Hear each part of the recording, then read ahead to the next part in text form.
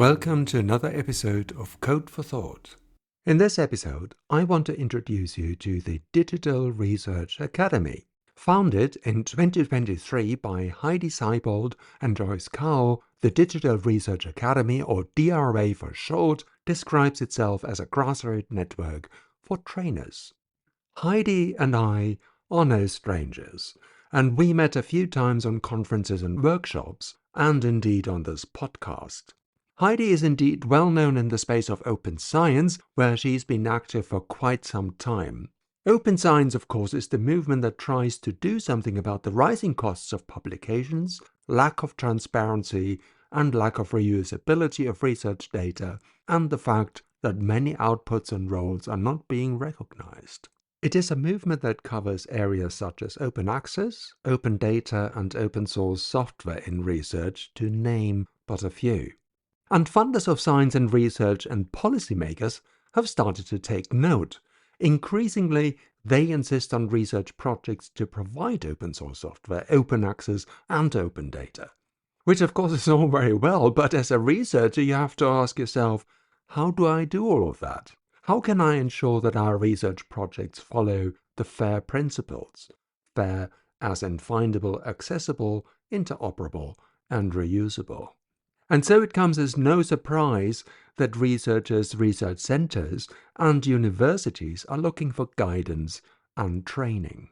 Which brings me straight back to the Digital Research Academy, of course. It started its work, as I said at the beginning, in 2023, in summer to be precise, with the first Train the Trainers program. A program that I actually took part in. Since then, more people joined the DRA, and so for this episode you hear from the founders as well as some of the people who joined, like Yegi and Danny Garside. But first let's turn to Heidi and Joyce, the founders themselves, to talk about what the Digital Research Academy is, how it started, and why. Thank you for having us here, Peter.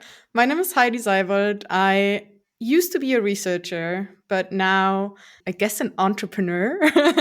So what we do is we do training on open science, data literacy, and research software engineering.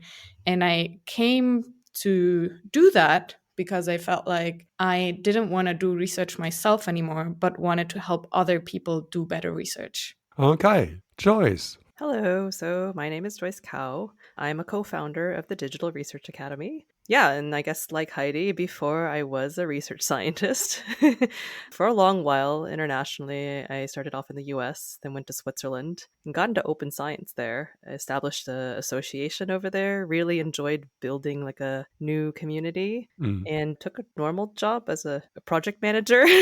And then Heidi and I met, and I guess the social entrepreneur inside of me awoken again. And yeah, I'm back at building yet another organization for open science. So very excited to do that.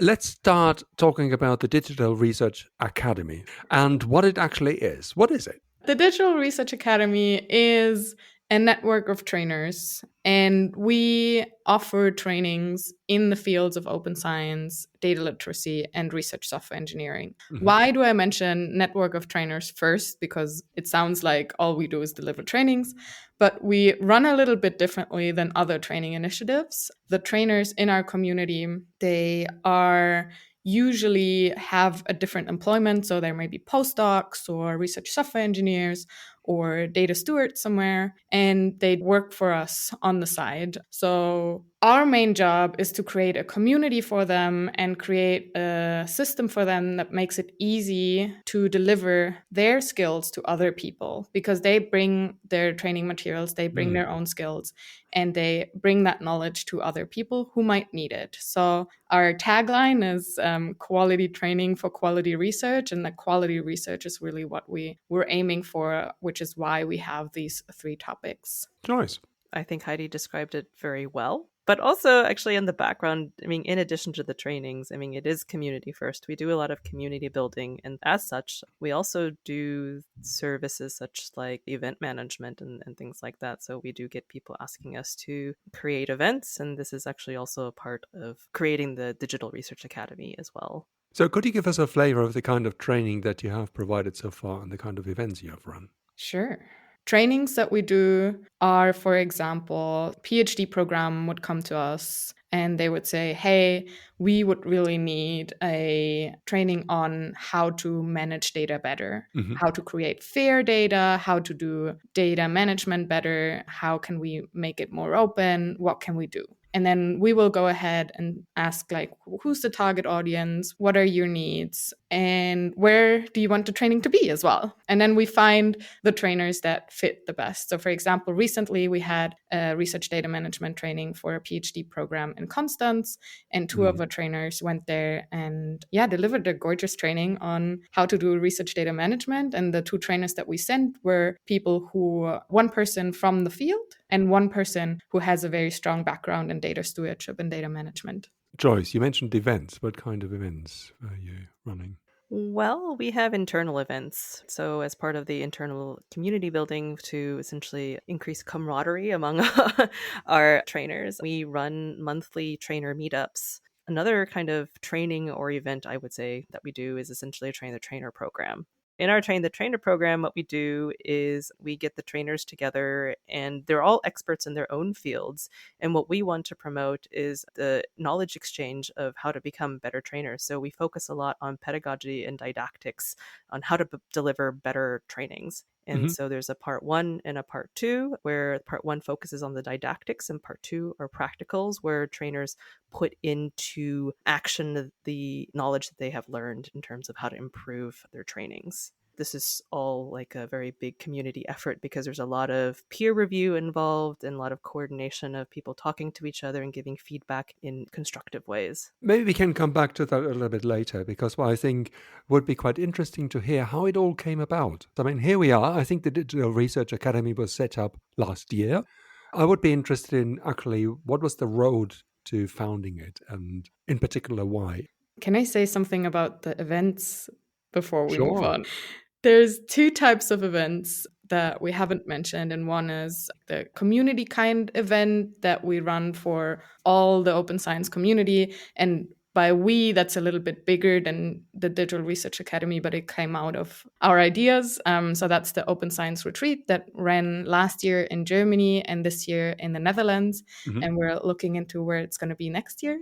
That's a unconference style event that's also always placed in nature. So it's also very much about rebooting and having walks and discussing with our other open science enthusiasts. So it's very cool, very enjoyable as well. And also we offer events as a service. So last year we, for example, ran an event on reproducibility and translation in medical research, which brought together people from industry and people from academia with a focus on reproducible research as well. Okay, well, thank you very much for highlighting that. So maybe we can come back now to the point about how it all came about, the history.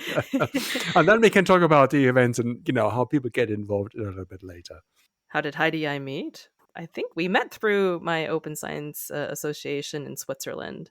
So Heidi was a speaker at one of the annual conferences for the Open Innovation and Life Sciences Association. Me being a co-founder, I was also at the event in person.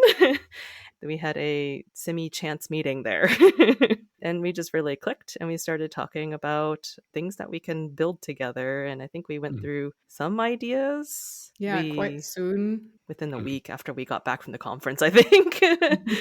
So why did you feel that there was a need for having this academy? Yeah, that's a very good question. So I started my freelance business where I do essentially the same things just on my own in November 2022. And by March, I was booked out for 2023. So that was really, really fast.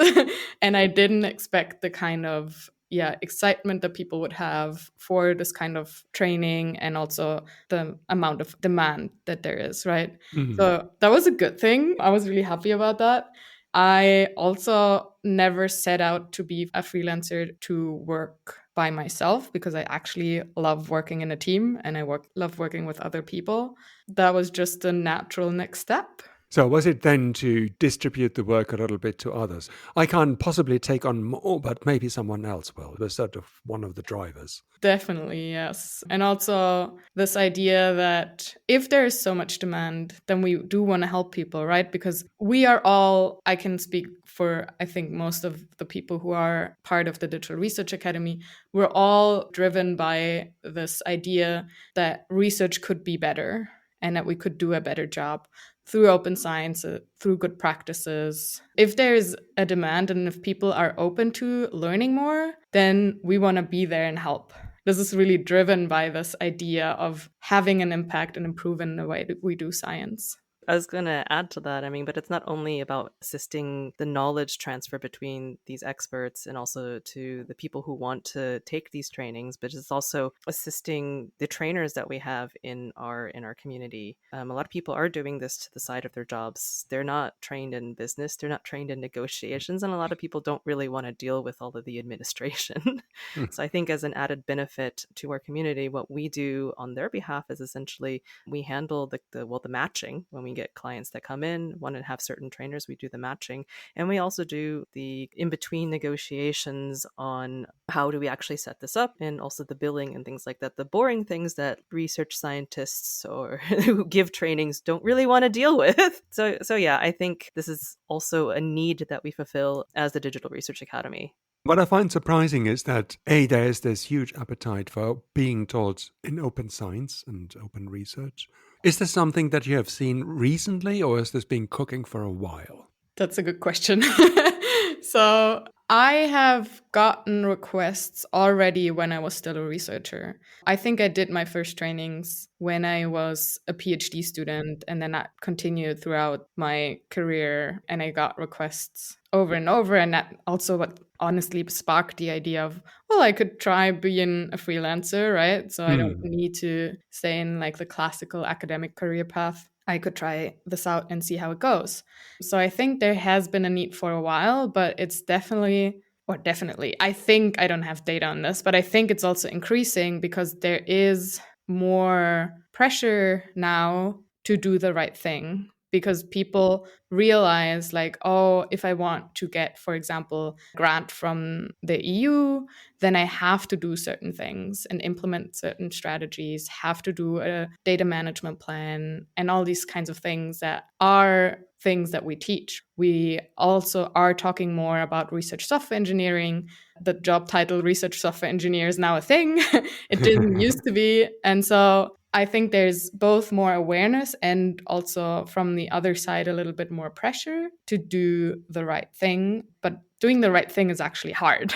So I think that's where the demand comes in. Yes, I think the demand is increasing, and I think Heidi pretty much nailed it in terms of talking about funding. I think in the beginning, open science was a lot of grassroots coming from the people, the research scientists and the research staff working in the trenches of research, and they're demanding more open science. And I think in the recent years, there's been new funding regulations, for sure. It is very, very recent that, for example, Horizon is requiring data management plans, publishing open access and things like this. Is within the past, 3 years, I would say, or less. And so people need to know how to do this, and they want to know how to do this because they want to be able to comply with like the top-down regulations that are here. I think it's really interesting to see that the bottom-up approaches are now being met with top-down regulations to essentially make sure that open science is being done and funds are being better used to fund research. Top down to a certain point, but from universities, because here you are, the Digital Research Academy being outside, a freelance, not part of the university body. So is it the senior management in the universities then that's kind of the stumbling block at the moment? I guess we wouldn't want to talk for all institutions because there are institutions that do have open science training within the institution, who have open science offices, stuff like this. So I wouldn't say that this doesn't exist at all. If I speak for myself as an individual, I can say that I felt that within the institution that I was working in and the position that I was in, it wasn't the right fit for the work that I wanted to be doing because I was a junior group leader. As a junior group leader, your main job is to build a group and to publish papers with that group. I wanted to change the system and be an advocate for open science and help other people do better. So that wasn't really in this job description. And so in that sense, it wasn't a good fit. And I also didn't want to downgrade my position, if that makes any sense, because a lot of these training positions in academia are probably not on the same level as a research group leader. And so for me, that didn't feel like it was really an option at the time. I think there has been a bit of change since I left academia, which was in 2021. There are certain positions now, yet there is also the need for distributed training. And I think we fill that gap quite nicely. Yeah, they're missing people. I think a lot of universities want to do the right thing and they really try to do the right thing, but the people are not around to do it necessarily. Or the people who are there doing the training right now and having the funding to do the training, they're not enough of them. So I think a lot of times when we get clients, it's more the people we talk to are overwhelmed and we're coming in to essentially help alleviate the staffing issue they have for training and getting people into open science. Yeah. Can I add one thing to that? Is that just reminded me that there is a lot of training initiatives within academia, and it's usually grant funded, right? So you apply for a grant to develop training materials, and then once the grant runs out, the project dies. A lot of times, not all the time, but a lot of times. So our approach was to say, we don't want to be mostly grant funded. We want to have a model that is sustainable for the long run. Even if we don't get any grants, we can still continue doing this work that we've built. Also, we can use other people's training materials and bring trainers from these grant-based training programs into the Digital Research Academy so that they find a way to also continue the work that they've started. And we are already seeing that grant-based initiatives come to us and say, hey, we want our trainers to become part of the Digital Research Academy so they can deliver their training through you because you have a model that can work in the long run and is not grant-based. And so not with the end of the grant and the end of the project, the materials are hidden in a cupboard and never come out again. Let's talk about how people get in touch with you and how they can get involved with the Digital Research Academy. What do people need to do?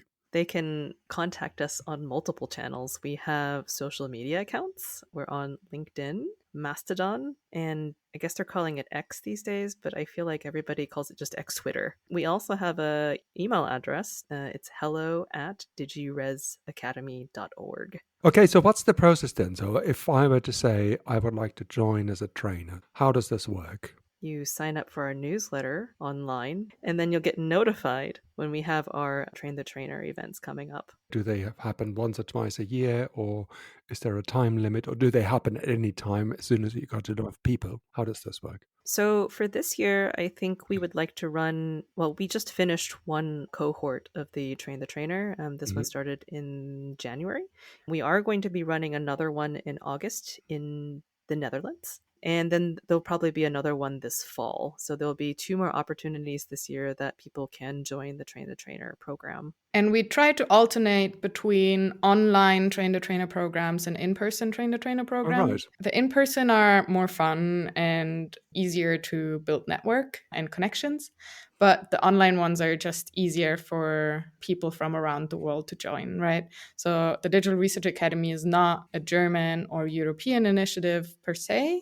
So the idea is pretty international. We are both based in Germany. So Joyce and I are based in Germany. So we have a quite strong German focus, and not focus, but there are a lot of Germans involved. But in our last online Train the Trainer program, we had someone from Canada, we had someone from India, we had someone from Australia. So really people from around the world joining the Train the Trainer program, which wouldn't be possible if we would do it only in person. So we try to switch it up between online and in person. Okay, so the Academy was set up, so that's the last question. So the Academy was set up last year. So what's the future? What do you think how it will unfold? The way we work now is that we do really bespoke training for organizations. And that's probably something that we'll continue to do. And our hope is that with this work that we do, we can really help truly improve the quality of research. I don't know if and how that will change in the future. I think that we probably branch out into other things if we have the opportunity to do so. But for now, I think we want to do one thing and do that well. Yeah, so I absolutely agree that we want to focus on one thing and focus on doing it well. We are expanding to other countries. We are getting booked in other countries. So I do see our business growing, the Digital Research Academy growing in terms of our customer base to a larger customer base. And I do see ourselves internationalizing in the distant future, distance like maybe 5 to 10 years. As you've heard, some of the trainers of the network are freelancers, such as Heidi and Joyce themselves, but some of them have positions at research centers and universities. And in the following conversations, you'll be hearing from Yegi, who's currently in Australia and is working in the medical field. Well, dental medicine to be precise. So here she is. My full name is Yeganeh Khazaei, but my nickname is Yegi. And I'm a dentist by training. And also I study epidemiology, and I worked in the statistics department of Ludwig Maximilian University of Munich for 3 years. Then I moved to Melbourne. So right now I'm in Melbourne, and I'm doing my PhD working on caries risk assessment tools using oral microbiome. And yeah, that is me for the next 3 or 4 years. Okay, so you're at the University of Melbourne then at the moment. Yeah. And you're also a participant or one of the trainers that joined the Digital Research Academy, and which is, of course, what we want to talk about today. Yes. So what made you join the DRA? I met Heidi in the department, like a statistics department, and she was explaining her idea of advocating and disseminating the whole idea of open, reproducible science. And what Heidi and Joyce is doing, that is freelancing job to make open research accessible to different institutions, different universities, public sectors, private sectors, in a more shaped and molded way. So it was really like intriguing for me, because I'm always intrigued by the whole concept of open science. My background is clinical, and I can see vividly how we are left behind with the whole concept of open science and just like reproducible science and making data accessible in our papers and also our methods and also our models and everything. So I've always wanted to be in an environment who can advocate the whole idea of promoting open science in a more systematic way. And then like I met Heidi and I was like, oh, okay, there you go.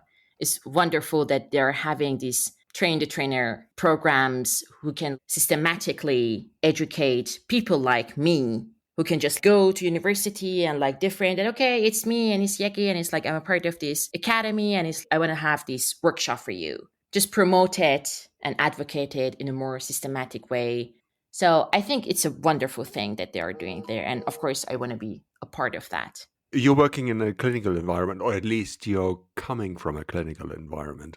Open science hasn't made lots of inroads there, then, is what I'm hearing. No.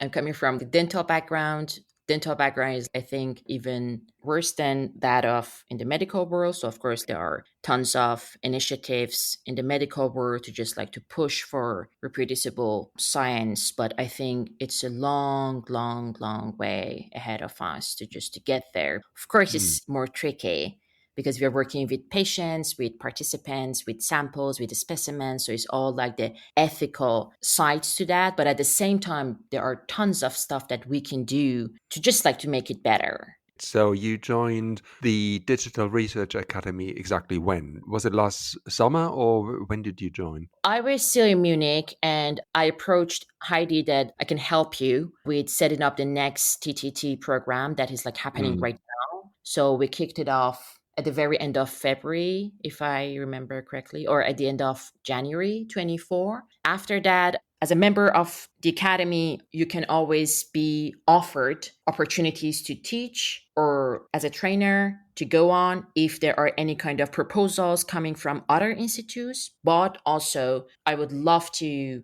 go on to the dental faculty of University of Melbourne that is like, okay, hey, it's me. I can offer these courses as a part of DRA and I have material and I can teach it. I'm really keen to teach more R to the dental faculty and also Git and data management. And it could be of great use to the dental faculty and also like medical faculty. Right now you're involved actually training the next generation of trainers. So how is that going?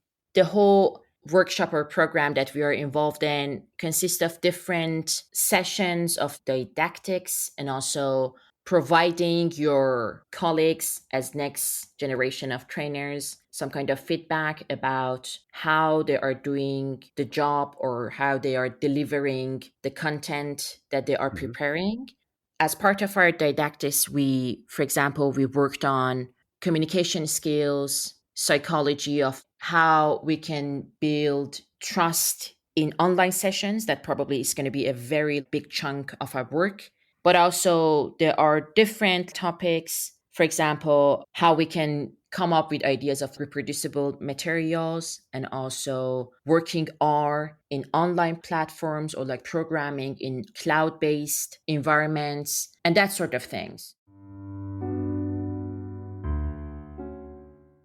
Another member of the Digital Research Academy network is Danny Garside, who's also a contributor to the Turing Way, of which you heard about in the previous episode. Danny feels quite strongly about the need of change in science and how we do research, as you will hear in the following conversation I had with him. I am a postdoc at the University of Sussex, and I spend a lot of my time thinking about how we can make science more transparent and participatory, and how we can make it so that the people doing it are happier and feel more supported. And yeah, that's me. What's the postdoc in? So I'm a neuroscientist by day, although I'm recently joined a psychology department, so I guess maybe now I'm a psychologist. But my specialism is in the perception of color, which is one of those lovely areas that is neuroscience and psychology and linguistics and an awful lot of mathematics and computational stuff as well. There is the Digital Research Academy that's being created. What was your journey to it? I first got involved through Heidi and through attending the Open Science Retreat, the first one of those that was a couple of years ago. And maybe for folks who haven't heard of that event, it's this lovely event that is halfway between a hackathon, an unconference. So this is a conference where you decide the topics that people want to present about and learn about while you're at the conference. And also a bit of a retreat, a bit of time off, because a lot of people who are involved in the open science movement are doing that in their free time and are honestly overworking themselves, and so need a little bit of time to relax. It's a nice time to have an opportunity for everybody to come together with other folks who are equally angry and frustrated about the state of science. Which you are, I take it. I am, yeah. For how long? So I guess I started finding the open science community during my PhD, and that tapped into, I guess, some things that I didn't realize I was frustrated about. This idea of publish or perish, and the idea of just kind of creating output regardless of the quality of it. And I want to be careful here to say that this is not a reflection on the people that I've worked with. I've worked with some great people who are by no means like academic baddies, but it does infiltrate, I think, everything we do at the moment, this idea that I need to be productive. And I think that's beyond academia as well. I think in this world of late stage capitalism, we are judging ourselves and others on what they produce in ways that aren't necessarily conducive to creating good science. So how do you think the Digital Research Academy can change all that? Or what's your aspiration for it? So my hope is that the Digital Research Academy will provide people with the support and the tools that they need to transition to doing science in a way that is more sustainable, not just in the green sense of sustainable, but in the more kind of dictionary definition sense of able to be continued. So many people do science for a few years and then get disillusioned or burnt out or both, and then sack it all in and go on to do other things. I spend a lot of my time thinking about, well, what does my ideal life look like? What is the kind of academic utopia that I want us to be reaching towards? For me personally, I think it would be great to have a balance between doing research that I was passionate about, but also doing things that had a more immediate community impact. I think a lot of the research that I do at the moment might be valuable decades down the line, but it doesn't provide much immediate value or satisfaction to me sometimes. Well, that's a tall order to meet, isn't it? And so the Digital Research Academy, I think, has a number of trainers. It's a network of trainers and also a network of trainers to train other trainers. So what do you hope you're going to focus on in your contributions to the Digital Research Academy? I guess there's two things that I'm hoping to contribute. One is slightly more meta. So I've been doing interviews with the different trainers, and I'm hoping to take on a bit of a community management role within the Digital Research Academy long term. Yeah, to help other trainers do what they want to do. But it's a grassroots organization and it's still early days, so I think all of that is quite flexible. I'll adjust that as we go, kind of depending on what it feels like the organization needs and what I have capacity for as well. More concretely, the course that I've been focusing on as a trainer, I'm hoping to do other courses as well, but the course that I've been focusing on so far is a course on digital note-taking for researchers. And I've presented this course a couple of times already now. It's got really nice feedback, which is very satisfying. Note-taking is something that I get quite nerdy and passionate about.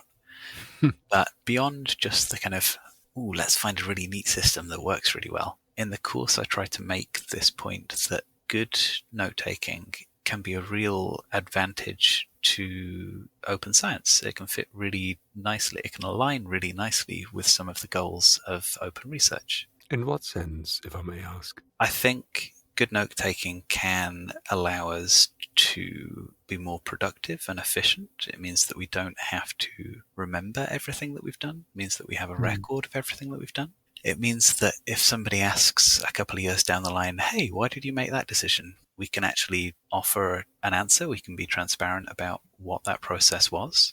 And that's even if we've just kept the notes in our back pocket, we can still dive into them ourselves and provide that information. So that helps other people to do their work and to build on our work in the future. It also sets the scene for something that is still quite radical at the moment, but is a dream of mine for how I would like to see more scientists work. And this is the radically transparent idea of open notebook science, where every note that you take is made publicly available as you take it. And that is the kind of logical extreme of open science. And don't get me wrong, there's lots of challenges and issues around doing that. I'm not proposing that everybody switch to that way of doing science tomorrow. But it is something that I think is worth exploring and worth playing with, worth experimenting with. And it's something that I have started doing a little bit in my own work at the moment, just with projects that I'm working on solo. I'm still kind of in conversation with some of my collaborators to work out where people's comfort and where the practicalities around data protection and that sort of thing lie with the collaborative projects that I'm working on. But for my personal projects, I have an open notebook on my website where the work that I do is published whenever I remember to update it every few days or so. Well, I hope that gives you an overview of what the Digital Research Academy is, why it's there, and what its aims are. If you're interested in joining the network, get in touch with them via email. There is in fact another Train the Trainer program as well coming up in August 2024 in the city of Delft in the Netherlands. It might be a little bit too close for this one in case you want to join, but as Joyce mentioned, there'll be further Train the Trainer programs in future, possibly even in autumn 2024. A final hint for the Open Science Retreat we talked about at the beginning. If you're interested, you can follow the link in the episode notes, where you will also find the contact details for the Academy itself.